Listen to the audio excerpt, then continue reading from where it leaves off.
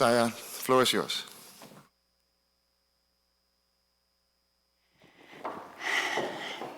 Thank you, Huub, for this introduction. And as he said, I'm really here to set the scene for the upcoming symposium where you hear about the latest research. So I just try to review old stuff, but I have a few very recent slides as well. So it's good to know your history in order to reflect what you have presently. And this was sort of the driving thought when I was planning this talk. But, you know, I was getting limited in the time. 30 minutes is a quite short time, so you just see snapshots. And I apologize already if I don't mention somebody's name in my presentation. So I used Web of Science with the tendon as a keyword, and today we publish about 4,000 tendon articles per year. If we compare this increasing trend to other tissues such as neuro, it's very similar, but the volume of research is much greater. If we search articles with the keyword muscle, we see that today we have 10 times more papers published annually in the muscle than tendon field. While all research publications boosted after establishment of the World Wide Web, the muscle research had the greatest relative increase at that time.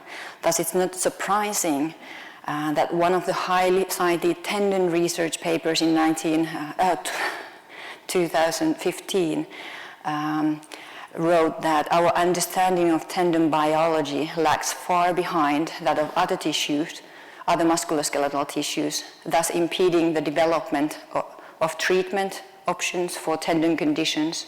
And I could add that not only biology, but tendon behavior in normal movement and in response to exercise is not well understood. So much of the tendon properties, basic properties, were studied quite early, and I will only provide some snapshots and impactful research and tendon researchers in this presentation. There are many interesting studies early on, and here you see highly cited papers in 1969 by Reed, who studied exercise effects on tendon properties, and also basic methodological developments have played a major role in advancing our understanding. So the methodology in old days was quite intriguing, but I'm not able to go there at this point. But the methodological rigor is something that I want to stress, and if there are journal editors in the audience, I would like to remind us that we need the basic validation studies and reliability studies, especially of the new methodology published. So, because sometimes we are too quick to want to make the inferences about muscle function and performances. So let's take the first snap of what was studied in tendon in earlier days. So this is a word cloud from all the tendon articles during the mid-70s, and I removed the word tendon from this word cloud formulation, so the collagen was most often present in the tendon articles. So if we come to this era where the tendon research boosted, what happened then? What did change? If we look at the word map, we see that very similar words pop up: collagen, flexor, but also ACL especially. To my mind, one of the most revolutionary aspects seen here is where also bone and muscle are quite well presented, showing as a big words. So this means that the interaction between other tissues has become more researched, and also human research has popped up in this era. So I started my studies in University of Jyväskylä 1992, and the first thing I remember learning was that the tendons were rigid force transmitters, and still you can find dictionaries that make a mark that tendons are inelastic tissues. And if you were present in ASB in Omaha, I showed this slide, and I was quite shocked actually that is this what the rest of the world knows about tendon. Wikipedia says that its tendons are viscoelastic, and for example, 1972 already, it was well known that both collagen fibrils and interfibrillar gel are viscoelastic. Thus, it's not surprising that the mechanical properties of tendon are time-dependent. And today we present these properties in common textbooks. But before abandoning completely the rigidity of tendons, I would remind that in some studies, inextensibility of tendons has been taken advantage of in determining moment arms. When this principle is used, it should be noted that tendons are different. For example, in 1970s, it was already known that flexor and extensor tendons behave differently due to their very different function. So if this principle is applied, it needs to be understood that if the force is not constant, the compliant tendons elongate. Only very recently this effect was studied in the Achilles tendon moment arm determination by the local researchers here, that if you don't take into account the flexibility of the Achilles tendon, you underestimate the moment arm, especially in the dorsiflexion joint angles. At this point, I would like to acknowledge some of the prominent tendon researchers, and Kainan Ahn, who has done a lot of work, especially in the upper extremities and rotator cuffs, is actually the second most productive author in tendon research according to Web of Science. And here's a picture of me and him in Glasgow, where he was the recipient of the Mybridge Award. So the most productive is Nicola Mafulli, followed by Amandino, Chiar, Few, and Soslovsky. And here are more names that have more than 100 tendon publications, and amongst them is Savio Wu, who is also another Mybridge recipient. He showed, for example, that consecutive stretches are needed for tendon to reach constant behavior, and that exercise influences modulus in the tendon toe region.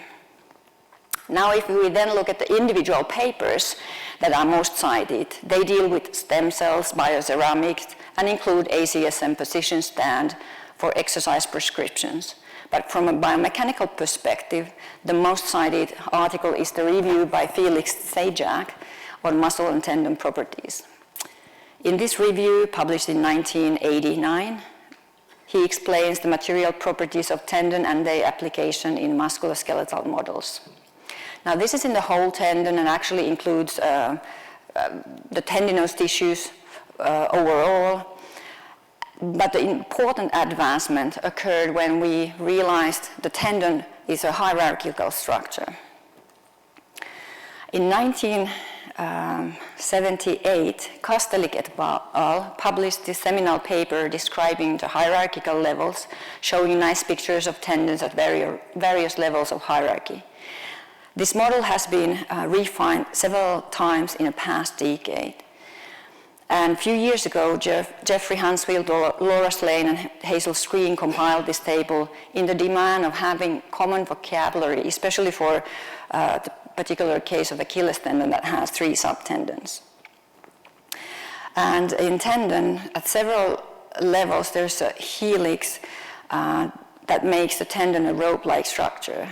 And also sliding within tendon occurs at several levels, and you will hear more about that in the subsequent session. So when Kastelik et al. Did their work with small X-ray angle diffraction and scanning electron micrography, here you see the current repertoire of techniques to study tendon structure, which allows also comparison of mechanical properties at different levels of tendons. Peter Magnusson's group utilized atomic force microscopy to study tendon fibril mechanics, and they compared, in this elegant study, patellar tendon, whole tendon mechanics, which they measured with ultrasound, and the fibril mechanics measured with the atomic force microscopy. This shows the measured modulus for tendon and fibril, but please note that these are not directly comparable. And even if when they adjusted for swelling, volume, and collagen mass, the fibril modulus did not give the same value as the whole tendon. So there's still a gap in understanding how the multi-level mechanics add up to the whole muscle, whole tendon level. Now we covered some aspects of tendon mechanics, but I think it's necessary to understand the tendon composition at this point. So there are tendon cells in this figure, the dark ones, that synthesize and degrade the matrix components. So the extracellular matrix, the white part here, mainly consists of collagen fibers, mainly type 1. There are many other collagen fibers as well, and non-fibrous matrix that brings its viscoelastic behavior. And in this cross-section, you see that the fibril size varies, and from adolescence onwards, the fibril size increase and become more variable. Whereas in the elderly, the mean fiber diameter decreases, which may be related to the reduced mechanical strength at old age. Tendons appear white because they have porous blood supply than muscles.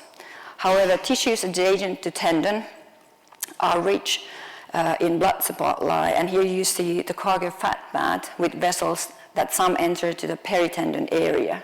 And this has functional consequences. And also nerves can grow into especially injured tendon, but this seems to be reversible when it's healed. So I want to go into, I want to show a few studies about the vascular and the metabolism of tendon.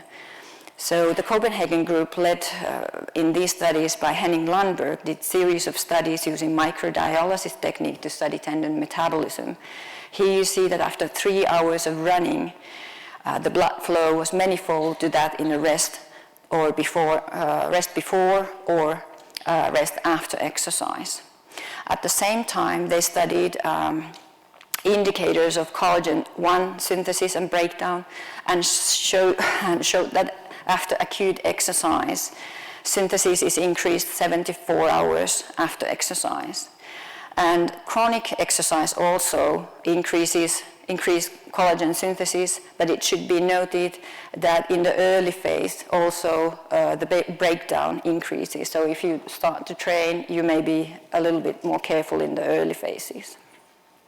Interestingly, the Copenhagen group also utilized carbon-14 method to study Achilles tendon core tissue, and they found that it's not able to renew.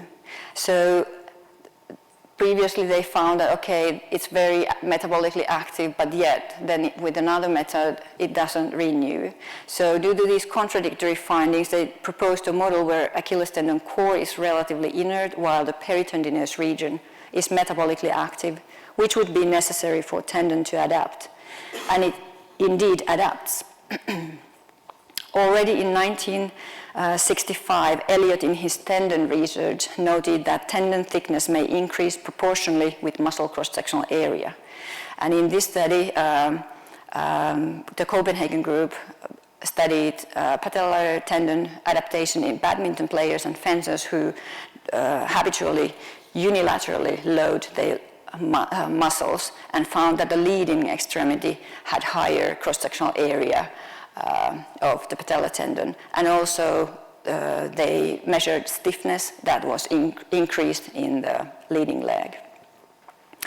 Recently, Wiesinger et al. Complied a hypothetical model of adaptive mechanisms of tendon, and this panel shows the theoretical connections between the training-induced changes in tendon material properties and hypertrophy, and this shows the time course of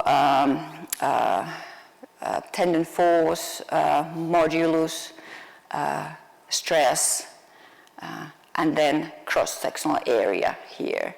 And they conclude that the changes in cross-sectional area is the end result of adaptation increased by altered loading.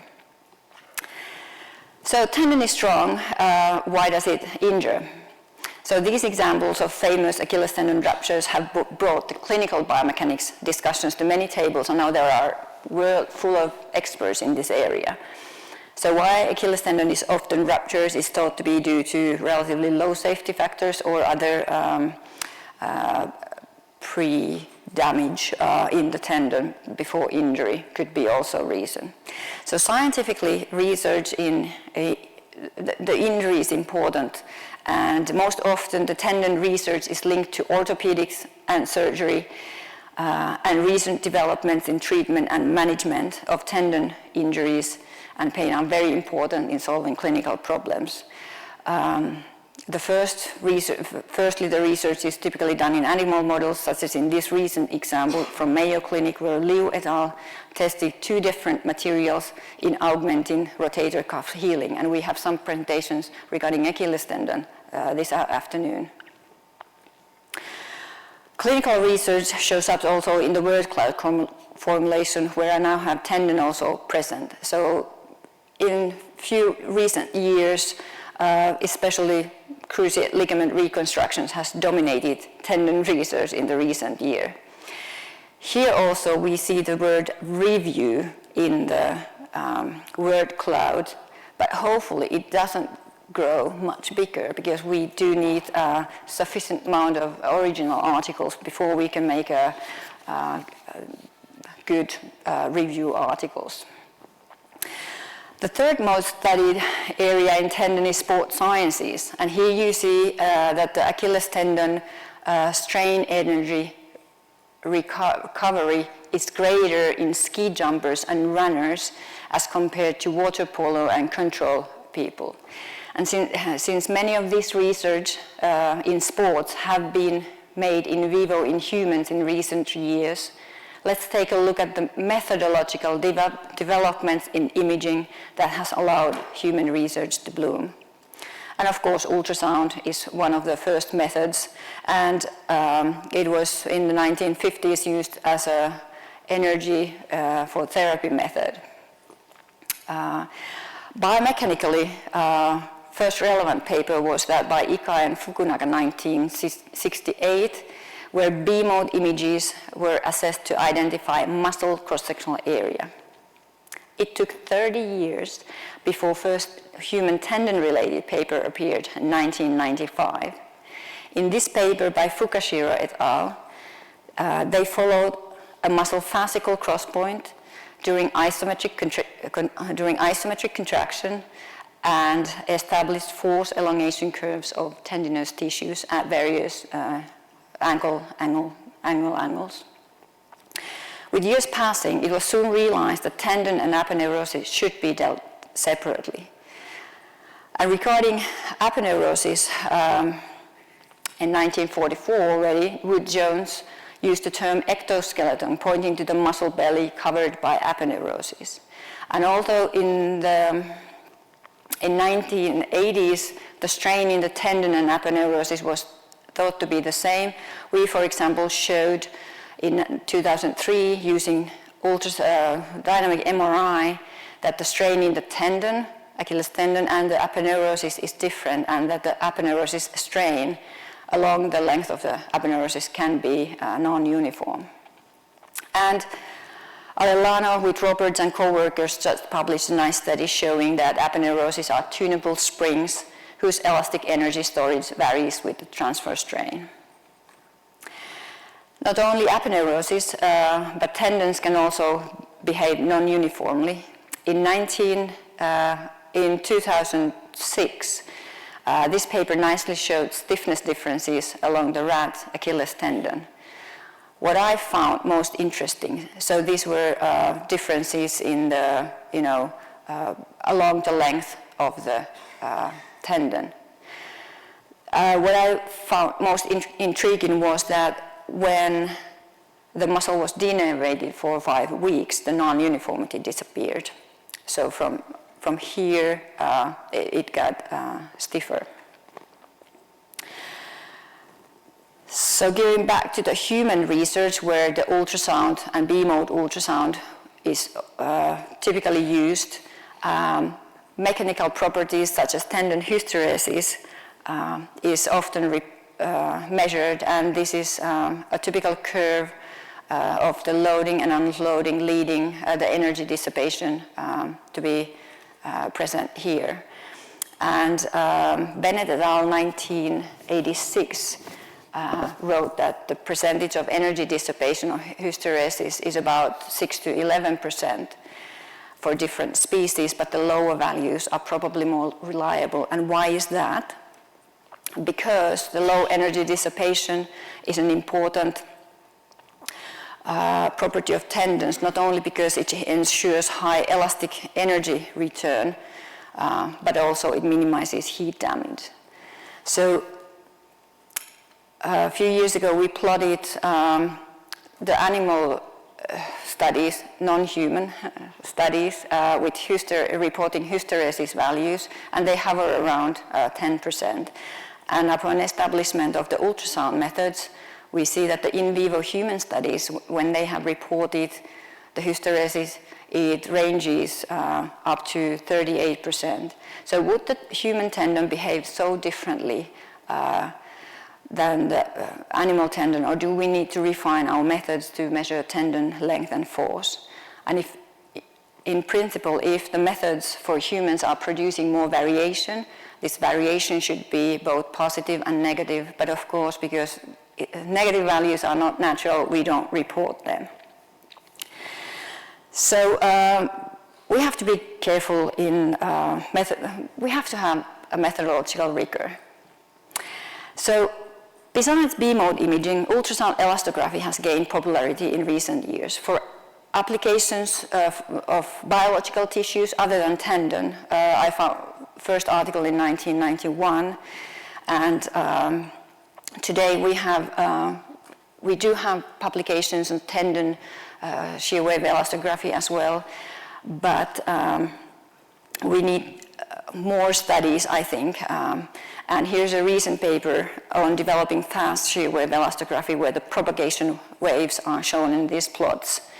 And for tendon force assessment, recently Jack Martin et al. Showed that tendon tapping could be used to measure non-invasive tendon forces. So there are many promising new methodologies, but previously they were invasive. And here you see the late Professor Komi was the first subject in the human buccal force transducer experiment, and his contributions, I will talk more with Bob Greger in the Jim Haight Symposium tomorrow. Fiber optics were introduced in the 60s for endoscopic and cardiac and intravascular applications, and Komi's group measured forces during walking, jumping, and showed the importance of muscle tendon function enhancement of performance, force and performance. So I would like to point out one more ultrasound method, ultrasound tissue characterization, appeared in 1991 with breast and cardiologic applications, and in 2003 a study in horses, a validation study really showed in horses that the patterns obtained accurately reflect histopathological findings. So in ultrasound tissue characterization you have these echo patterns that are classified. And this year there has been 2 independent reliability studies in humans. One Ark et al. Studied reliability in tendinopathy, and Pereira et al. In the harvested patellar tendons. So I slightly repeat myself when I said that we need methodological rigor, and that's what these papers are about. So I was a little bit worried about the time, and I see I've rushed through a lot of research, but to put tendon tendon history in 30 minutes is a rather challenging task. So what has happened? So we've learned that tendons are not just rigid, but they adapt and are viscoelastic. Really, first, and still we don't know everything about tendon, how there are conflicting reports about the adaptability as well, and that has implications for not understanding how to repair and how to rehabilitate people. And I hope next session Cornelia Kulik will talk about some of those issues as well. Tendons are different. Flexor, extensor tendons have been long studied, but also within Achilles tendon, soleus and gastrocnemius seem to have there are indications that they may have different properties. It's typically considered that it's uniform because it's easier to understand, but really there's non-uniformity in the behavior and structure as well. And taking the tendon out of the box, it interacts with other tissues, and muscle especially. And tendon creates good scene for muscle to work and behave effectively. So I think we've gained lots of understanding, and really in the next session we hear about the latest developments in the mechanics and injury aspects of tendon as well. I thank you for your attention, and I really hope that if there are people in the audience who would like to comment on what they see, the revolutionary or important evolutionary aspects of research, I hope we can engage in discussion together. Thank you.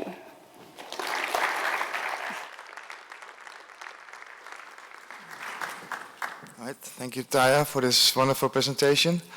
If you have questions and you're close to a microphone, please use that. Otherwise, try to speak up. Any questions from the audience?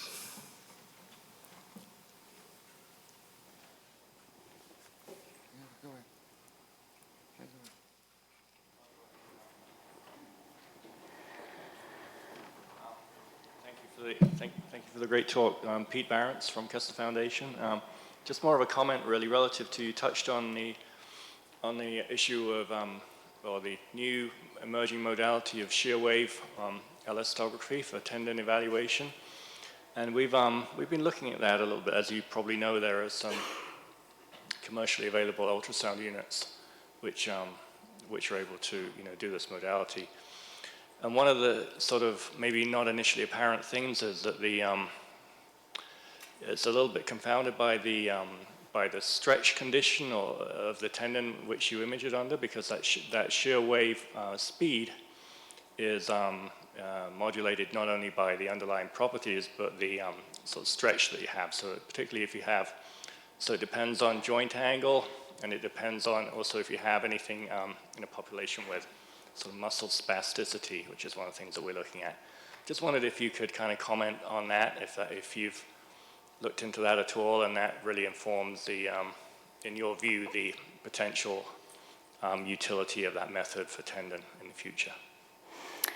Thank you. It's a great point. I think there are some great groups of researchers looking at really what shear wave elastography can give us regarding tendon, but also still there's lots of work to do in the muscle and how, for example, different architecture affects what we see, and can we look at the synergistic force sharing and so on.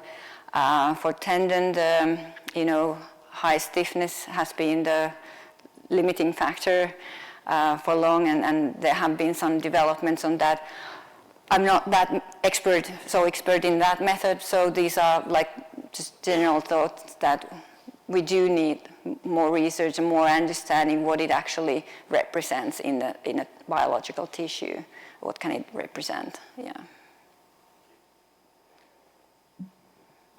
I was just curious whether you could say anything about the time course of adaptation, both as, say, when you showed the change in cross-sectional area, but also just repair, And also, as a follow-up to that, is just, can you say anything about imaging methods to determine whether the tendon has been repaired?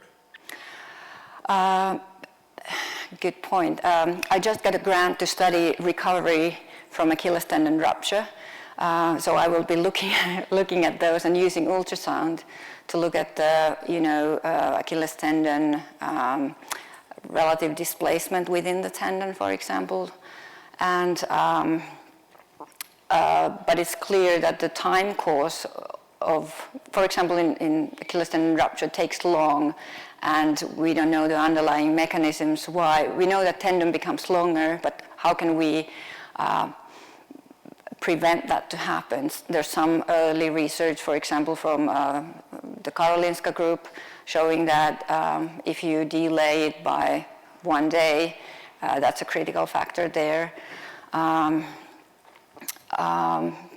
But then tendinopathy is a completely different area, and so it really depends on condition. But tendon, shear wave has been now used in tendinopathy, and also the method that Jason France will be talking about in next session, looking at the sliding within the tendon, for example. Thanks. Something that I thought was really troubling is that there are reports of professional athletes who are injured. They think they're recovered. I'm presuming they have the best doctors available, the best imaging available, and then they get re-injured. And it just seems to me that indicates that something about the imaging is missing something. True. That's a great question, and there's $1 million there to solve that problem. Are there any clinical people who want to make comments on this one? There's a question. Yeah. I'm not a clinical person, so I can't comment on that. But sort of following up on that, in ruptures, I guess Achilles tendon ruptures, is there a dominant failure mode? And if so, I guess, does the failure mode affect the rate of healing or how it heals, how well it heals? For example, if it's just kind of popped straight off, or if it's more of a shear failure. Can you comment on that? Well, I'm not expert in yet. It's in vivo. It's impossible to know. And if the tendon rupture is partial, I don't know what type of ruptures they typically are. I'm not in that area, so maybe I'm not the best person to answer that question. It's intriguing, and I need to learn about it, though. Thank you. Okay, so let me ask you a question. So you touched upon a little bit about the differences in mechanical or behavior between the tendon and the aponeurosis. Mm-hmm. So at the muscle meeting before this meeting, we had some discussion about how are we going to determine the mechanical properties of the aponeurosis in vivo or in situ even. So do you have any ideas how to do this? Well, the study by Arellano et al., you just, you have to sew something into the aponeurosis and measure the movement, and the force measurements are more difficult. And then in humans, Brent Reiteri will show some attempts in humans, but of course the measurement of forces is very, very difficult. Yeah. That's a tough spot. Yeah. David. Yeah, I was wondering if you could comment on the plasticity of tendon, not only on size, but potentially its properties such as modulus. Mm-hmm. A good one. Very variable studies. For example, unloading showing changes in modulus and not changes in modulus, and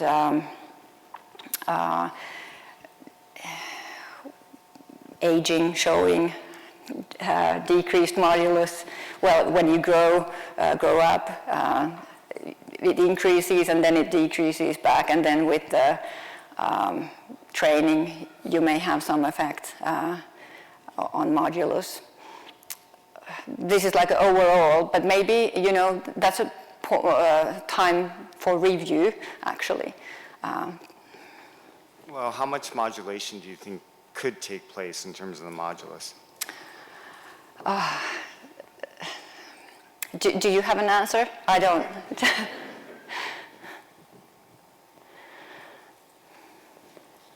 go ahead. Hi, Joe speaking from Blackpool University. Just wanted to ask, do you think, with all the limitations of methods we have right now, totally agree, are we actually in a position to investigate adaptation and like the viscoelastic properties of the technique? Are we actually in that position now? And secondly, are we missing more on the mechanical, and I know that the material and mechanical side and the biology side should work together, and they do work together, but are we missing more of the mechanical side and mechanics or the biology material? Can you repeat the Yeah. question? Yeah, the question was, do we miss more research in the biological side or the mechanical side? Yeah, so do we have more unknowns in the mechanics or more unknowns in the tissue level? And I would say more in a tissue level, and also in the interactions within tendons and between muscle and tendon. And aponeurosis, I think they go together. They should be researched together to get fully understanding of the force output and behavior. I think it's more on the biological side. Tendon is easy to, you know, take outside and test mechanical properties, but within in vivo, there are the methodological challenges and the unknowns, I think, are then there from, you know, from the mechanical perspective, though. Yeah. So Taija, I thought your figure of showing the differences in the variation in shear in the modulus found in humans and those in several animals quite striking. So, and I don't believe that the human tendon is that different from other animals. So is it really? So it's really only the methods that are now lacking, and but it's a really big gap that we have. Oh, you mean the hysteresis? Hysteresis figure. Yeah. Well, that paper published in Journal of Applied Physiology got a lot of responses from the authors that have published these data and are doing mechanical testing of tendons, and everybody mostly agreed that the force measurements are difficult doing unloading and loading and unloading phase. The unloading phase should be well controlled. The force is much more difficult to control in the unloading phase, so that's one of the reasons. There may be some synchronization issues that we brought up. And, you know, really taking the distal end and the proximal end into the level of details that is necessary, it's very, very hard. But we can continue trying. We have time for more questions. Yes. Thank you for the presentation. I have a question on the measurement method of tendon strength. I know there is actually there are imaging-based method and sensor-based method, right? So my question is, in comparison with imaging-based method, sensor method is invasive, but what could be the advantage of sensor method in measuring in vivo tendon strength? Sensor measure a sensor measuring strain. Do you mean? Yeah. Use a sensor or transducer to measure tendon strength. What could be the advantage of that in comparison with imaging method like ultrasound or MRI, something like that? Yeah, I'm not sure if I'm clear. So you're asking what methods can be used to measure strain? My question is, what is the advantage of sensor measurement of tendon strength? Sensor measurements. Sensor, transducer, like force transducer. Do you mean force? strain sensor. Anyway, force transducer. Oh, okay. Force transducer. Yeah, so measuring forces. Well, if your sensor measures correctly and the calibration is done correctly, you can then do normal movements and get information of normal locomotion. Whereas with imaging methods, you may be limited in what you do. MRI is, constrained very much. Ultrasound, you can have your probe and run after the subject.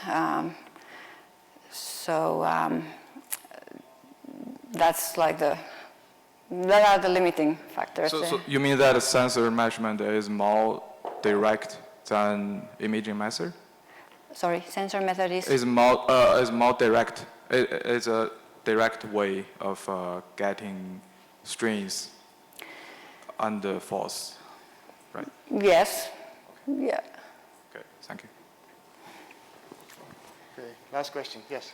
Hi, Jason Friends, UNC, NC State in the States. I got loud. So we often think of tendon adapting to load. So for example, resistance training can increase the stiffness of the tendon. Your denervation model was really interesting because not only did it reduce the uniformity or the non-uniformity, it looked like it made the tendons stiffer, which is exactly the opposite of what I would expect. Yeah. Can you explain that? Yeah. I was surprised to find that too, and brought it up here to stimulate discussion. I don't know. I should have had more time to look at the details, and was that research followed up? But it's stimulates my brain as well. Yeah. Okay. Thank you very much, Taija, for this nice presentation. I want to thank her again.